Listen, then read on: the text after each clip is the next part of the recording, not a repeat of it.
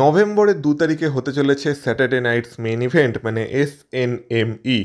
যদিও এই SNMEটা অতটা ইম্পর্টেন্ট না, কারণ ডিসেম্বরে যে স্যাটারডে নাইটস মেন ইভেন্টটা হতে চলেছে সেই স্যাটারডে নাইটস মেন ইভেন্টে জন সিনার লাস্ট ম্যাচ হতে চলেছে। তো সবার চোখ তো সেটার দিকে থাকবে, সেটা বেশি ইম্পর্টেন্ট। কিন্তু তবু নভেম্বরের স্যাটারডে নাইটস মেন ইভেন্টের জন্য WWE 4টে ম্যাচকে অফিসিয়াল করে দিয়েছে। আর এই 4টে ম্যাচের মধ্যে কিছু ম্যাচ তো ইন্টারেস্টিং আছে, আর যেটার রেজাল্ট প্রেডিক্ট করাও খুব চাপের ছিল, কিন্তু তবুও আমি করেছি। তো হ্যাঁ, এইটা হতে চলেছে স্যাটারডে নাইটস মেন ইভেন্টের রেজাল্ট প্রেডিকশন ভিডিও, মানে আমার পার্সোনাল রেজাল্ট প্রেডিকশন ভিডিও, আমার পার্সোনাল ওপিনিয়নে। আর বাকি তোমরা যদি জিজ্ঞাসা করো স্যাটারডে নাইটস মেন ইভেন্ট কখন শুরু হবে, তো যেমন বললাম নভেম্বরের 2 তারিখে ভোর 5:30টা থেকে স্যাটারডে নাইটস মেন ইভেন্ট শুরু হয়ে যাবে ভারতীয় সময় অনুযায়ী।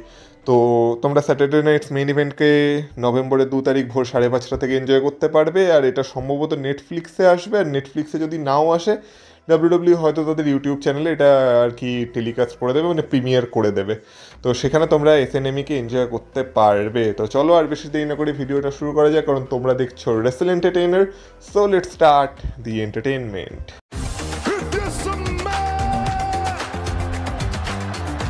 Acknowledge me. Acknowledge me. You there, sitting at home. Acknowledge me.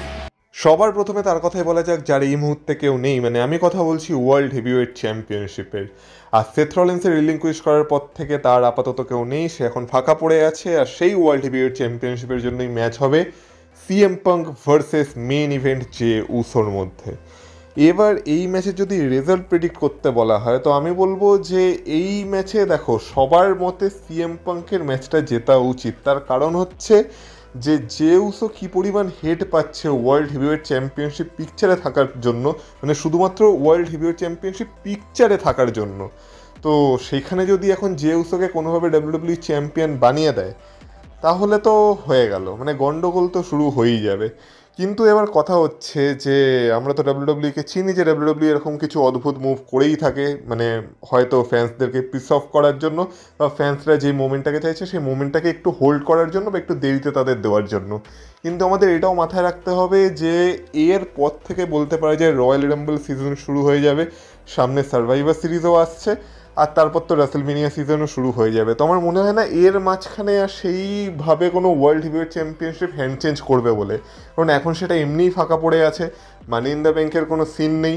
তো এখন যে চ্যাম্পিয়ন হবে আমার মনে হয় অন্তত সে রয়্যাল রাম্বল বা রাসেলমেনিয়া অব্দি তো চ্যাম্পিয়ন থাকবে, কারণ আমরা দেখেছি ডাব্লিউডাব্লিউ এখন লম্বা লম্বা চ্যাম্পিয়নশিপ রিংয়ে বিশ্বাস করে। তাই সেক্ষেত্রে আমার মনে হয় না যে জে উসো সেটার জন্য এখনও সেইভাবে তৈরি বলে, বা সেটার জন্য ফিট হবে বলে, কারণ জে উসোকে নিয়ে এমনি অনেক হেট আছে। এবার তোমরা ভাবো আগের বছরের রাসেলমেনিয়া সিজন অলরেডি খারাপ হয়ে গেছে যখন জে উসো আর কি, মানে আগের বছর মানে এই বছরের কথাই আমি বলছি, যখন আর কি জে উসো রয়্যাল রাম্বল জিতেছিল।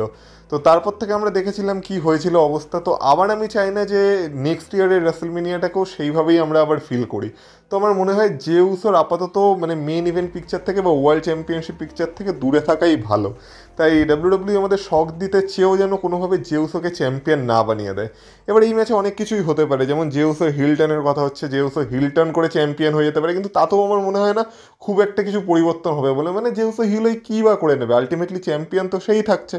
তো আমার মনে হয় না সেখানেও খুব একটা হিউজ কিছু পরিবর্তন হবে বলে, তাই আমি চাই না সেটাও হোক। বা আরেকটা জিনিস হতে পারে, হয়তো জে উসোর পরিবর্তে জিমি উসো হিল টার্ন করে গেল, সেটা হলে তো একদিকে ভালোই হবে, কারণ জিমি উসো যদি হিল টার্ন করে তাহলে সেটা জে উসোর এগেনস্টেই করবে। তো সেক্ষেত্রেও CM Punk আলটিমেটলি চ্যাম্পিয়ন হচ্ছে। তো আমার মনে হয় আলটিমেটলি এই ম্যাচে CM Punk-কে চ্যাম্পিয়ন বানানো দরকার আমার পার্সোনাল ওপিনিয়নে। তো এই ম্যাচে আমি তো রেজাল্ট প্রেডিক্ট করবো CM Punk-এর সাথে, মানে আমার প্রেডিকশন CM Punk-এর সাথেই থাকছে। এবার ডাব্লিউডাব্লিউ যদি আমাদের রাগানোর জন্য জে উসোকে চ্যাম্পিয়ন বানাতে চায় তাহলে ডাব্লিউডাব্লিউ বানাতেই পারে, যেটা এমন কিছু অস্বাভাবিক ব্যাপার না। কিন্তু তবুও আমার মনে হয় যে সেটা ঠিক কাজ হবে না, তাই আমার প্রেডিকশন আমি CM Punk-এর সাথেই রাখছি। আর আমার মনে হয় CM Punk brand new world heavyweight champion হতে চলেছে এই ম্যাচে। নেক্সট যদি ডাব্লিউডাব্লিউ ওমেন্স চ্যাম্পিয়নশিপের কথা বলা হয়, যেখানে আমাদের current WW women's champion Tiffany Stratton face করতে চলেছে জেড কারগিলকে। কিন্তু এইবারে জেড কারগিল আর আগের জেড কারগিল নেই, কারণ এইবার তার ক্যারেক্টারে একটা পরিবর্তন এসেছে, সে হিল টার্ন করে ফেলেছে, সে এখন শয়তান হয়ে গেছে। তো জেড কারগিল এখন ম্যাচ জেতার জন্য যে কোনো লিমিট অবধি যেতে পারে। জেড কারগিল আর কোনো ভালো মানুষই করবে না, এবার তার টার্গেট একটাই, সেটা হচ্ছে টিফিনিকে হারিয়ে ম্যাচটা জিতে নতুন চ্যাম্পিয়ন হওয়া। আর আমার মনে হয় সেটা সে হয়েও যাবে। তার প্রথম কারণ হচ্ছে এর আগে যখন টিফিনি আর জেড কার্গিলের ম্যাচ হয়েছিল তখন টিফিনি সেটা জিতেছিল, আর আমি তোমাদের তখন বলেছিলাম যে জেড কার্গিল এখনও চ্যাম্পিয়নশিপের জন্য রেডি হয়নি। আর আমি তোমাদের এখনও তাই বলবো যে যদিও তার ক্যারেক্টারে চেঞ্জ এসেছে কিন্তু এখনও এটা অনেক তাড়াতাড়ি হয়ে যাবে। আর আমার পার্সোনালি মনে হয় যে জেড কার্গিল এখনও অবধি সেইভাবে চ্যাম্পিয়নশিপ হোল্ড করার জন্য রেডি হয়নি, তাকে আরেকটু সময় দিতে হবে। কিন্তু আমার কথায় কি আসে যায়, যেহেতু ডাব্লিউডাব্লিউ এই মুহূর্তে তার ক্যারেক্টার চেঞ্জ করেছে আর অলরেডি সে একবার টিফিনির কাছে হেরে গেছে, আমার মনে হয় না স্যাটারডে নাইটস মেন ইভেন্টে সে আবার টিফিনির কাছে হারবে বলে। আর যখন আমাদের ক্রাউন জুয়েল হয়েছিল তখনই আমি তোমাদের বলেছিলাম যে সেখানে যখন টিফিনি স্ট্র্যাটন স্টেফিনি ভ্যাকারের কাছে হেরে গেছিলো তখনই আমি তোমাদের এটা বলে দিয়েছিলাম যে স্টেফিনি ভ্যাকারের সময় শুরু হয়েছে আর টিফিনি স্ট্র্যাটনের সময় প্রায় শেষ হয়ে এলো বলে তার হাত থেকে খুব তাড়াতাড়ি চ্যাম্পিয়নশিপ যেতে চলেছে। আর আমার মনে হয় এইবারে স্যাটারডে নাইটস মেন ইভেন্ট সেই জায়গাটাই হতে চলেছে যেখানে কিনা টিফিনি স্ট্র্যাটন তার হাত থেকে তার ডাব্লিউডাব্লিউ ওমেন্স চ্যাম্পিয়নশিপ হারিয়ে ফেলবে।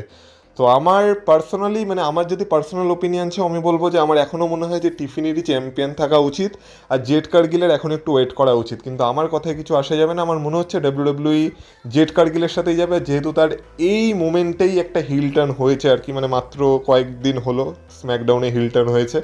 তো এখনই তো জেড কার্গিলকে ডাব্লিউডাব্লিউ হারাবে না, আর এমনি জেড কার্গিল একটা স্ট্রং ক্যারেক্টার। তো সেই কারণে আমার মনে হচ্ছে স্যাটারডে নাইটস মেইন ইভেন্টে জেড কার্গিল টিফিনি স্ট্র্যাটনকে হারিয়ে brand new WWE women's champion হতে চলেছে। তাই আমার প্রেডিকশনও এই ম্যাচে জেড কার্গিলের সাথেই থাকছে, কিন্তু মন টিফিনির সাথেই আছে। এরপর যদি কথা বলা হয় ইন্টার কন্টিনেন্টাল চ্যাম্পিয়নশিপের, দেখছো স্যাটারডে নাইটস মেইন ইভেন্টের সবই চ্যাম্পিয়নশিপ ম্যাচ। যাই হোক, ইন্টার কন্টিনেন্টাল চ্যাম্পিয়নশিপের জন্য আমরা একটা ট্রিপল থ্রেট ম্যাচ দেখতে চলেছি যেখানে ডমিনিক মিস্ট্রিও তার ইন্টার কন্টিনেন্টাল চ্যাম্পিয়নশিপ ডিফেন্ড করতে চলেছে এগেনস্ট রুসেভ অ্যান্ড পেন্টা। আর এটা তো আমি বলেছিলাম ডমিনিক উড়ন্ত তীর নিজেই নিয়ে নিয়েছে।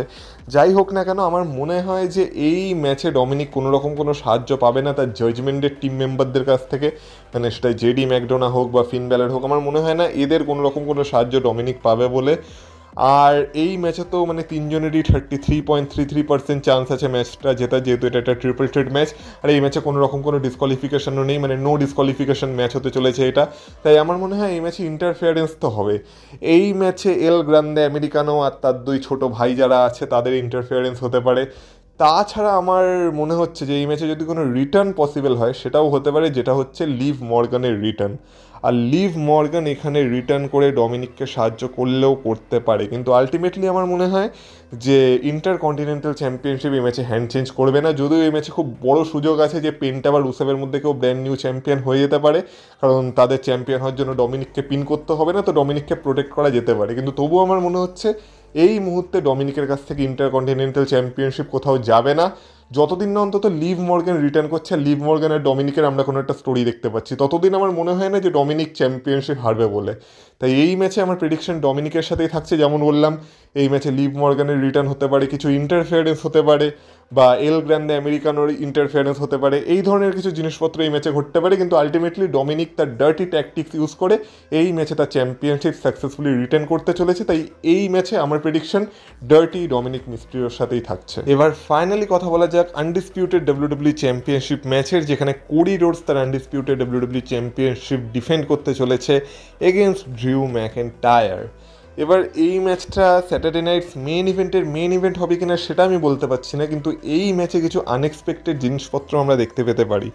সবার প্রথম কথা হচ্ছে সবাই এখানে চাইছে যে ড্রিউ ম্যাকইন্টায়ার যেন নতুন চ্যাম্পিয়ন হয়ে যায়, কারণ ড্রিউ ম্যাকইন্টায়ার সেটা ডিজার্ভ করে আর অনেক দিন ধরে সেটা পেন্ডিং হয়ে আছে। কিন্তু তবু আমার মনে হয় যে ড্রিউ ম্যাকইন্টায়ার যদিও ডিজার্ভ করে সেটা আমিও মানছি, কিন্তু এই মুহূর্তে কোডি রোডসে চ্যাম্পিয়নশিপ হারবে বলে আমার সেটা ঠিক মন দিচ্ছে না। তো সেই কারণে আমি বলবো যে এই ম্যাচে না কিছু ঘটনা ঘটতে পারে, যার মধ্যে একটা সবথেকে বড় ঘটনা হচ্ছে র্যান্ডি অর্টনের এই ম্যাচে ইন্টারফিয়ারেন্স। কারণ আমি তোমাদের যেমন বলছি যে র্যান্ডি অর্টন কোনো না কোনোভাবে তো এই স্টোরি লাইনে ইনভলভ আছে।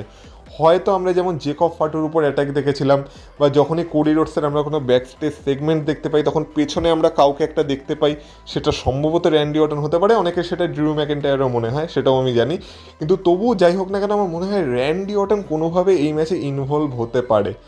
এবার এই ম্যাচের না আমার মনে হয় কোনো রেজাল্ট বেরাবে না।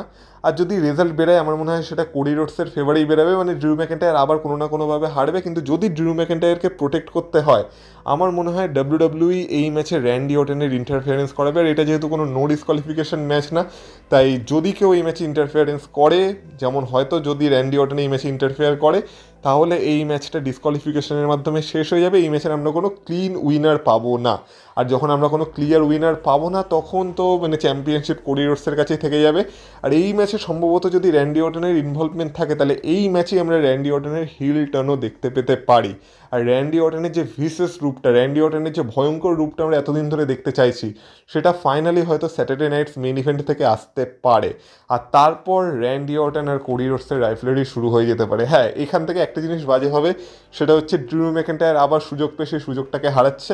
কিন্তু সত্যি বলতে আমার মনে হয় না যে এই মুহূর্তে আনডিসপিউটেড চ্যাম্পিয়নশিপ তার হ্যান্ড চেঞ্জ করবে বলে।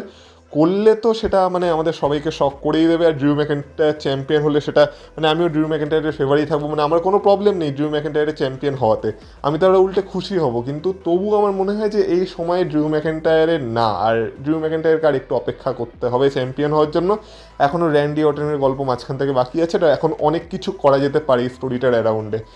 আর এমনিও রেসলমেনিয়ার যে প্রোমোটা এসেছে, যেটা নিয়ে অন্য কোনো ভিডিওতে ভালো করে কথা বলবো, সেখানেও আমরা কোডি রোডসকে দেখতে পাচ্ছি। মানে কোডি রোডসের জন্য রেসলমেনিয়াতেও বড় কোনো প্ল্যান আছে। তো আমার মনে হয় আপাতত আনডিসপিউটেড চ্যাম্পিয়নশিপ কোডি রোডসের কাছেই থাকতে চলেছে। যেমন বললাম, না হয় এই ম্যাচের কোনো রেজাল্ট বেরাবে না আর ডিসকোয়ালিফিকেশনের মাধ্যমে ম্যাচটা শেষ হবে, আর এইভাবে কোডি রোডসের কাছে চ্যাম্পিয়নশিপ থেকে যাবে। আর কোনোভাবে যদি এই ম্যাচের রেজাল্ট বেরায়ও তো আমার মনে হয় সেটা কোডি রোডসের ফেভারেই বেরাবে, আর কোডি রোডস তার চ্যাম্পিয়নশিপ সাকসেসফুলি রিটেন করে নেবে। তাই আমার প্রেডিকশন এই ম্যাচে আমেরিকান নাইটমেয়ার কোডি রোডসের সাথেই থাকছে। তাহলে এই ছিল আমার স্যাটারডে নাইটস মেইন ইভেন্টের জন্য পার্সোনাল রেজাল্ট প্রেডিকশন। মানে আমার ওপিনিয়নে আমার যা মনে হয়েছে, তোমরা আমার সাথে একমত হতেও পারো বা আমার সাথে একমত নাও হতে পারো। যদি একমত হও তাহলে খুবই ভালো কথা, ভিডিওটাতে একটা লাইক করে দিয়ে যাও। আর যদি একমত না হও তাহলে তোমাদের প্রেডিকশন এই ভিডিওর কমেন্ট সেকশনে কমেন্ট করে বলো, আর জানাও আমাকে যে তোমাদের কী মনে হচ্ছে কী হতে পারে। আর কমেন্ট যদি করো তাহলে কমেন্ট সেকশনকে সোয়াইপও করে দিও, করলে একটা হাইপ বাটন পাবে, সেই হাইপ বাটনটা প্রেস করে ভিডিওটাকে একটু হাইপও করে দিও প্লিজ। আর বাকি আমরা এই বছরের শেষে 20,000 সাবস্ক্রাইবার্সের একটা টার্গেট নিয়েছি। তো যদি তোমরা এখনও চ্যানেলটাকে সাবস্ক্রাইব না করে থাকো প্লিজ চ্যানেলটাকে সাবস্ক্রাইব করে দাও, সাবস্ক্রাইব করে এই চ্যানেলের সাথে যুক্ত হয়ে যাও। আর বাকি তোমাদের সাথে কথা হবে আবার পরের ভিডিওতে। ততক্ষণ তোমরা ভালো থেকো, টাটা।